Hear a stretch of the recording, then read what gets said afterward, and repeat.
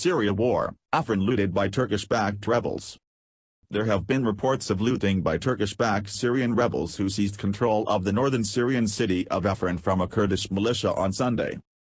A UK-based monitoring group said shops and military and government facilities had been raided. Turkish state media meanwhile said a booby trap bomb left by Kurdish fighters had killed 11 people.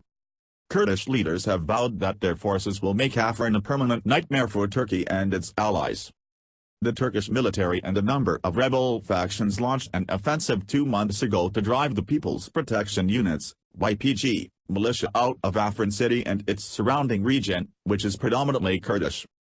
The Turkish government says the YPG is an extension of the banned Kurdistan Workers' Party, PKK, which has fought for Kurdish autonomy in southeastern Turkey for 3 decades, and considers it a terrorist group. The YPG denies any direct organizational links to the PKK, an assertion backed by the U.S., which has provided the militia and allied Arab fighters with weapons and air support to help them battle the jihadist group Islamic State, IS. The Syrian rebels said they met little resistance when they advanced into the center of Afrin before dawn on Sunday.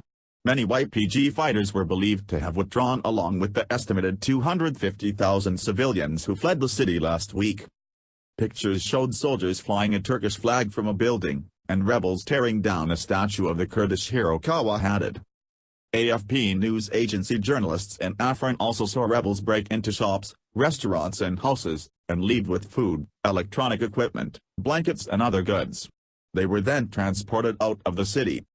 The UK-based Syrian Observatory for Human Rights, SOHR, which monitors the conflict in Syria through a network of sources on the ground, said rebels had been pillaging private property, political and military sites and shops. Syrian opposition leaders condemned the reports of looting. The looting and stealing of private and public property is a crime, Mohammed Alish of the rebel group Jaish al-Islam wrote on Twitter. All those who took part in this decadence need to have their hands slapped hard.